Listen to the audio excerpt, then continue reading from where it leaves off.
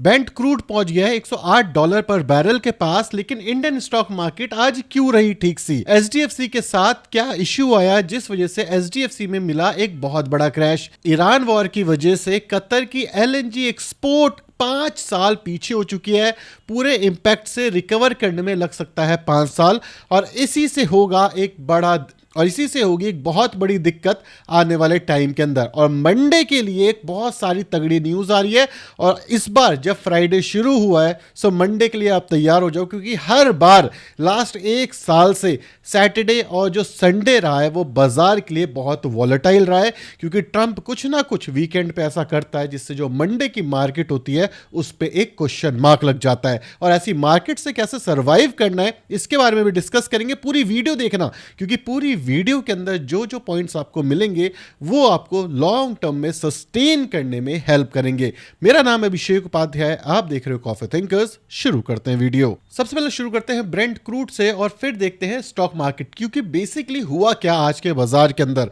अगर आप आज के बाजार को ध्यान से देखोगे तो ये एक ट्रेडिशनल वे रहा जहां पे हर इन्वेस्टर को लग रहा था कि बाजार गिरेगा और बाजार रिकवर कर गया। सो बेसिकली यहां पर यही हो रहा है कि चीजें हो रही है प्राइस इन। प्राइस इन का सिंपल मतलब है कि जब हम एक्ट करते हैं किसी भी न्यूज के ऊपर, वो न्यूज ऑलरेडी प्राइस इन हो चुकी होती है। और ये चीज शायद मैं एक हफ्ते से रोज रिपीट कर रहा हूं, क्योंकि हर बार कोई ना कोई ये पूछता है कि भाई मार्केट क्या क्रैश हो जाएगा? भाई जो न्यूज देख करके आप मार्केट को क्रैश करने की कोशिश कर रहे हो वो तो न्यूज ऑलरेडी प्राइस इन हो चुकी है। इसलिए मंडे हमेशा खतरे वाला दिन होता है, क्योंकि जो सैटरडे संडे होता है वहां पर जो न्यूज आती है वो मंडे को इतना इंपैक्ट कर देती है, क्योंकि आप कुछ कर नहीं सकते, क्योंकि मार्केट्स होती हैं बंद। लेकिन कई सिचुएशन में ये अच्छा भी होता है, जैसे अगर कोई हमला करे कहीं पे सैटरडे या संडे के अंदर तो मंडे तक क्लैरिटी आ जाती है, तो मार्केट एकदम से रिएक्ट नहीं करती। जैसे आपको इस समय पता होगा कतर का जो एलएनजी वाला स्पेस है उसके अंदर हमला कर दिया था, जिस वजह से ये पूरा पूरा पंगा फैल गया। लेकिन आज मार्केट रिकवर कर गई। क्यों? क्योंकि मार्केट ना अपफ्रंट देखती है, अच्छा ये हमला हो गया, इससे क्या हो सकता है, एक काम करो डिस्काउंट कर दो। तो इसलिए जो वीकेंड होता है ना, आप देखना कोई भी बड़े हमले होते हैं या टैरिफ लगते हैं वो वीकेंड को लगते हैं, और मंडे को मेजर इंपैक्ट नहीं होता, क्योंकि क्लैरिटी आ जाती है। स्टार्टिंग में हड़बड़ तड़बड़ में मार्केट डिस्काउंट करता है।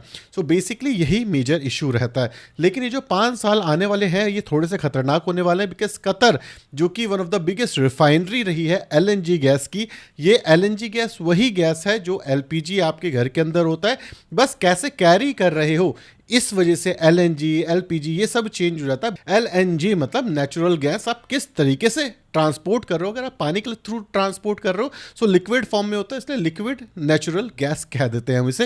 लेकिन बेसिकली ये वही गैस है जो कि आपके सिलेंडर में पड़ती है। अब यहाँ पे एक ऐसा खतरा है जिसके बारे में कोई इस समय पे बात नहीं कर रहा, लेकिन ये बहुत जल्दी क्वार्टर के रिजल्ट्स में आपको दिखेगा।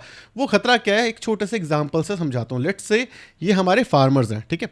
फार्मर्स क्या करते हैं, फ्रूट्स बनाते हैं, वेजिटेबल्स बनाते हैं और एक्सपोर्ट भी करते हैं काफ़ी सारा, ठीक है। अब अगर आप एक्सपोर्ट करना चाहते हो और एक्सपोर्ट के लिए आपको जो क्रूड ऑयल है, ब्रेंट क्रूड है, ये महंगा मिल रहा है, पहली चीज़। दूसरी चीज़, आपका जो रूट है वो सिक्योर नहीं है। तीसरी चीज़, ये पेरिशेबल आइटम है। पेरिशेबल आइटम का क्या मतलब होता है कि जो फ्रूट्स हैं इसको आपको कंज्यूम करना है within 1 week. Hypothetical example मान लो, हाइपोथेटिकल क्या सही है, 1 हफ्ते के अंदर कंज्यूम करना है, अदरवाइज ये खराब हो जाएगा। अब हमारे जो एक्सपोर्ट्स हैं वो नहीं हो पा रहे, क्योंकि ऑयल की कमी है पूरी दुनिया के अंदर इस समय पे, और सी के अंदर खतरा भी है, और जो रूट ज़्यादातर लोग फॉलो करते हैं उसके अंदर भी दिक्कत है। तो यहाँ पे क्या होगा, जो हमारे एक्सपोर्ट हैं ये ऑलरेडी कम होना शुरू हो चुके हैं। पेरिशेबल आइटम की बात कर रहे हैं। सेम चीज़ आप वेजिटेबल्स के साथ समझ रहे हो। मतलब क्या है, जो हमारे फार्मर्स हैं, ठीक है, जो हमारे फार्मर्स हैं ये अभी ऑलरेडी इंपैक्टेड है, बस हमें पता नहीं है। ये आपको बहुत जल्दी पता चलेगा। बहुत सारे फार्मर्स यहाँ पे पंगे में फंसने वाले हैं। दूसरी चीज़, अब ये जो पेरिशेबल आइटम है इसके एक्सपोर्ट कम हो रहे हैं। मतलब क्या है कि भाई साहब जो डॉलर है हमारा, ठीक है, जो डॉलर है हमारा ये कम आएगा। मतलब क्या है, जो हमारी जीडीपी है, क्या है, जीडीपी, ये भी कम होने वाली है। अब जब हमारी जीडीपी कम होगी मतलब क्या है कि सेल्स कम है। सेल्स कम है मतलब क्या है, जो जॉब करने वाले लोग हैं अब इनकी जॉब जाएगी, ठीक है। जॉब जाएगी का क्या मतलब है कि जो हमारी इकोनॉमी है ये स्लो डाउन में चली जाएगी, ठीक है। ये पूरी साइकिल अभी आपको समझ नहीं आएगी, अभी आपके लिए ये बहुत छोटी सी चीज़ है, और इससे आएगा इम्पैक्ट स्टॉक मार्केट के ऊपर। अगर मैं लॉन्ग टर्म पर्सपेक्टिव से बात करूं, कुछ लंबे समय तक अगर ये जो बाजार है ये चलता रहता है। ठीक है, तो ये चीज़ भी आपको पता होनी चाहिए। इसके बारे में कोई बात नहीं कर रहा, हर कोई सिर्फ इस समय पे ये बात कर रहा है कि भाई एलपीजी के अंदर दिक्कत हो गई है, सिलेंडर के अंदर दिक्कत हो गई है, लेकिन ये दिक्कत भी रियल लाइफ के अंदर चल रही है। ठीक है, यहाँ तक हो गई क्लियर। तो लॉन्ग टर्म पर्सपेक्टिव में 2026 में आने वाले जो क्वार्टर्स होंगे ये अब एक बड़ी संकट बन जाएगा। अगर ये वॉर खत्म भी हो जाती है ना, तो बाजारों को गिराने का काम क्या करेगा, इन्फ्लेशन बढ़ गया है, सो रेट कट करना मुश्किल हो गया। ये भी आपके लिए एक मेजर इशू है, इसके ऊपर भी आपकी नजरें होनी चाहिए। कल एक बहुत बड़ी न्यूज आती है जिससे एचडीएफसी 7% गिरता है। यहाँ पे इनके एक मेंबर थे अतनु चक्रवर्ती, अगर मैं इसको सही से प्रोनाउंस कर पा रहा हूँ, अदरवाइज मुझे माफ करना, ये रिजाइन करते हैं, नॉन एग्जीक्यूटिव चेयरपर्सन होते हैं एचडीएफसी बैंक के अंदर। ये कहते हैं कि एथिकल कंसर्न है। एथिकल कंसर्न का क्या मतलब हो सकता है, कुछ भी मतलब हो सकता है कि लोन सही नहीं है, ये सही नहीं है, वो सही नहीं है, और जैसे ही ऐसा होता है वैसे ही एचडीएफसी बैंक में एक बड़ा सेल ऑफ आ जाता है। कल 7% गिर जाता है, 2% गिर जाता है। एचडीएफसी बैंक की बात कर रहे हैं, कितना बड़ा बैंक है। इसके बाद क्या होता है, जो लीडरशिप होती है ना, वो इसको रिस्पॉन्स करती है कि भाई बेसिकली क्या हुआ। तो उन्होंने बोला कि भाई ये जो चीज़ें हैं ना, ये थोड़ी ऐसी पर्सनल लेवल पर इशू हो सकता है, बट एग्जैक्टली ऐसा कुछ हुआ नहीं है। इन्होंने ये भी बोला कि इशू इंटरनल है, ऐसा कुछ नहीं है कि भाई बैंक के लेवल पर कोई दिक्कत हो रही है। सेम चीज़ यहाँ पे जो आरबीआई है उसने भी बोला कि भाई बैंक के पास अच्छी खासी लिक्विडिटी है, ऐसी कोई मेजर दिक्कत नहीं है। मटेरियल मतलब कंसर्न एज सच रिकॉर्ड के लेवल पर तो हमें नहीं मिल रहा है। ये सारे यहाँ पे मेजर्स से लेने लग गए। लेकिन आज भी जो एचडीएफसी बैंक था ये गिरा हुआ है। अब क्या एचडीएफसी बैंक में क्या दिक्कत है, क्या दिक्कत नहीं है, ये तो देखो टाइम के साथ पता चलता है। जैसे रिसेंटली आईडीबीआई बैंक के साथ दोबारा से एक दिक्कत निकल करके आई कि जो गवर्नमेंट है वो अपना स्टेक नहीं बेचेगी और दबा करके आईडीबीआई बैंक गिरा। आईडीबीआई बैंक की तो हाल थोड़ा सा ज़्यादा मुश्किल ही है। कुछ टाइम पहले भी आपको आईडीएफसी फर्स्ट बैंक के साथ देखने को मिला था। So Indian banking sector survive नहीं कर पा रहा। प्रॉब्लम ये हो रही है, जब भी कुछ होता है कोई ना कोई इशू निकल आता है। सो एचडीएफसी बैंक के साथ आगे फ्यूचर में क्या होगा इसके बारे में तो हमें नहीं पता, कितना सही था, किस इशू की बात कर रहे थे वो, उसके बारे में तो अभी ऐसा प्रॉपर न्यूज़ नहीं आई। लेकिन जितने भी मेंबर्स थे, बोर्ड मेंबर थे जिन्होंने नया ज्वाइन करा, उन्होंने भी ये चीज़ आकर के बोला कि ऐसे कोई इशू नहीं मिला। सेम आरबीआई ने भी बोला। तो ये एक अपडेट था, मुझे लगा कि आपके साथ शेयर करना चाहिए अगर आप एक एचडीएफसी बैंक के इन्वेस्टर हो। सो ओवरऑल आरबीआई की साइड से तो ऐसा कोई मेजर कंसर्न निकल करके नहीं आया। एक आधी चीज़ आई कि कुछ एम्प्लॉयज़ को फायर कर दिया गया क्योंकि वो क्रेडिट कार्ड गलत तरीके से बेच रहे हैं। अब न्यूज़ कैसे घुमाई जा रही, नहीं घुमाई जा रही, क्या सही है क्या सही नहीं, ये तो टाइम के साथ पता चलेगा। एज ऑफ नाउ तो सबने बोल दिया ग्रीन चिट मिल गई, ऐसी कोई दिक्कत एचडीएफसी बैंक के साथ नहीं है, तो डरने वाली बात नहीं है। उन्होंने किस बेसिस पे क्या कंसर्न बोले थे, क्या एथिकल बात बोली थी, इसके बारे में अभी इतनी डिटेल तो बाहर नहीं आई है। अब रिसेंटली मेरे पास एक क्वेश्चन काफ़ी बार आना शुरू हो चुका है कि सर आप हमेशा पॉजिटिव कहते हो, वीडियो को देख करके मज़ा भी आता है, सब चीज़ें समझ भी आती हैं, लेकिन जब पैसा गिर रहा होता है ना तो डर लगता है। ठीक है, तो अब अगर हमें ये सर्वाइव करना तो कैसे सर्वाइव करें, इस क्रैश को कैसे सर्वाइव करें। सबसे पहली चीज़ सर, अगर आप कभी भी आपको ये लगता है कि ये क्रैश पूरी दुनिया को बर्बाद कर देगा, देखो जब जापान के साथ न्यूक्लियर वॉर हुई थी उसके बाद भी बाजार गिरा था। तो न्यूक्लियर वॉर में क्या होता है कि बाजार गिरता है और रिकवर कर जाता है, ये पास्ट में हम देख चुके हैं। अगर आपको ये लग रहा है कि ये जो रीसेंट स्टेट ऑफ हमस वाला जो इस समय सीन चल रहा है, ये चीज़ें आउट ऑफ द वे चली जाएंगी, चीज़ें ख़राब हो जाएंगी, हाँ हो सकता है। मैं ये कहता हूँ 1-2 साल तक चीज़ें ख़राब हो सकती हैं, लेकिन आप ये समझो कि हर 5 साल 6 साल 7 साल जब भी आप उठा करके डेटा देखोगे हिस्ट्री को, कुछ ना कुछ लगा ही रहता है। अभी जैसे रिसेंट धुरंधर भी आई और वहाँ पे ना जो डीमोनेटाइजेशन था उसको मास्टर स्ट्रोक कह दिया गया। फिर मैंने एक सर्च करा कि भाई डीमोनेटाइजेशन क्यों हुआ था। डीमोनेटाइजेशन के अंदर पहली चीज़ तो बाजार क्रैश हो गया था, और डीमोनेटाइजेशन इंडिया की बात कर रहा हूँ, इसके अंदर ये इस वजह से होता ताकि ब्लैक मनी को रोका जा सके।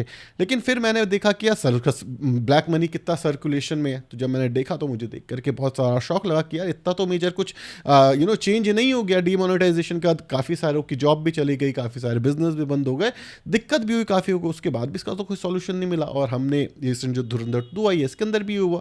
तो उससे एक चीज़ समझ आई, मुझे एक चीज़ ये समझ आई कि देखो सिचुएशन खराब होगी, उस सिचुएशन के पीछे का लॉजिक दे दिया जाएगा, बट वो सेंस बनाए ना बनाए इसकी ज़रूरत नहीं है। आप एक और चीज़ समझो, जैसे रिसेंट इस समय पर जो वॉर चल रही है, जब मैंने निक्सन की वॉर देखने की कोशिश करी, जब इससे पहले और चला गया मैं यूएस के प्रेसिडेंट की वॉर देखने की कोशिश करी, इवन दुनिया में कभी भी वॉर होती है मैंने ये समझने की कोशिश करी, तो जब भी वॉर होती है ना अननेसेसरी वॉर होती है। जैसे इस समय पर अगर आप देखोगे ईरान की वॉर अननेसेसरी वॉर है, तो इसके पीछे बताया जाता है कि आपको डाइवर्ट करने की कोशिश की जाती है। दुनिया में हर किसी को डाइवर्ट करने की कोशिश की जाती है ताकि लोग डाइवर्टेड रहे, और जिस इंसान का काम है, जैसे इस समय पर एप्स्टीन फाइल की भी बात हो रही है, उसके अंदर नाम है बड़े बड़े लोगों का, बड़े बड़े मतलब दिग्गज लोगों का, ट्रम्प का नाम भी है उसमें उसके अंदर, तो उससे डाइवर्ट करने के लिए भी ना ये सारी वॉर की जाती है। सो अगर आप ये सोच रहे हो कि दुनिया तबाह हो जाएगी, ये चीज़ें ख़त्म हो जाएगी, आप ये समझो इसी दुनिया के अंदर ट्रम्प भी रहता है, इसी दुनिया के अंदर शी जिनपिंग भी रहता है, इसी दुनिया में 100 लोग अलग रहते हैं। तो अगर ये दुनिया तबाह हो जाएगी तो वो भी तो तबाह हो जाएंगे। सो इतना बुरा हाल नहीं होने वाला। हर वॉर में, जैसे रशिया यूक्रेन की वॉर थी तब भी लोगों को ये लगा था, इससे पहले डीमोनेटाइजेशन हुआ तब भी इंडिया को लगा था भाई कैसे चल पाएगा, इससे पहले जब चीज़ें और ख़राब हुई थी, डी डॉलराइजेशन हुआ था, सब सोचो डॉलर को गोल्ड से हटा दिया, उस समय पे लोगों को भरोसा रहा होगा, मार्केट क्रैश कर गई होगी कि डॉलर सबसे ट्रस्टेड चीज़, उसको गोल्ड से हटा दिया गया। अब ये जो वॉर है ये पहली बार नहीं है, हिस्टोरिकल हो रही है। तो आपको बस एक चीज़ रखना है याद कि पहली चीज़, इंडिया आज से 20 साल पहले जो था अब वो नहीं है, ये चीज़ याद रखो। दूसरी चीज़, ऐसा भी नहीं है कि चीज़ें होंगी तो बेस्ट होंगी और नहीं होंगी तो वर्स्ट हो जाएंगी। तो दोनों चीज़ें याद करके पोर्टफोलियो को इन्वेस्ट करते रहना है। अगर आप सिर्फ ट्रस्ट करोगे, देखो प्रोसेस को तो ट्रस्ट करना पड़ेगा। आज की डेट के अंदर जितने भी बड़े इन्वेस्टर हैं, अगर वो बड़े इन्वेस्टर्स चीज़ों को बेच करके चले जाते हैं, देखो दुनिया में सबसे अच्छा काम क्या है कि आप भाग जाओ। सिचुएशन से भागना सबसे आसान काम है। जब भी आप परेशान होते होगे, जब भी आप कभी ग्राइंड करते हो, ग्राइंड का मतलब हो गया कि जब भी आप मेहनत कर रहे हो किसी चीज़ के अंदर, आप भागना चाहते हो लेकिन आप लगे रहते हो, मेहनत करते हो, खुद को परेशान करते हो, लेकिन जब उसका रिजल्ट देखते हो 2 साल 4 साल 5 साल बाद, तो आपको लगता है यार जो ग्राइंड किया था ना वो बढ़िया था। तो यही चीज़ हर 5 साल बाद जो इंसान वो 5 साल टिका जाता है, 7 साल टिका जाता है, वो देखता है पीछे तो समझता है कि यार ये डर तो था लेकिन सर्वाइव कर गया। कोविड का टाइम उठा लो, आपको कोविड के टाइम भी डर लग रहा होगा।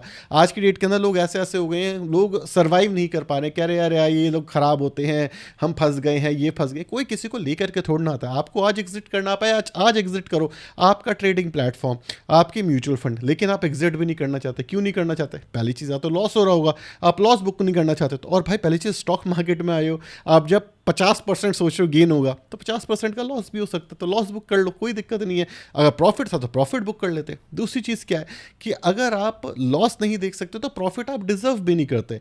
कोविड के अंदर जो 40% के लॉस देखे, जिन्होंने बुक नहीं किया, टिके रहे 4-5 साल तक, उन्होंने फिर वो 400% के गेन भी देखे अगले 5 सालों के अंदर। लेकिन जो लोग लॉस करके बेच के निकल गए, वो जो लोग क्रिप कर रहे थे कि भाई ये चीज़ें खराब हो गई, वो चीज़ें खराब हो गई, वो आज भी खराब करते रहते हैं।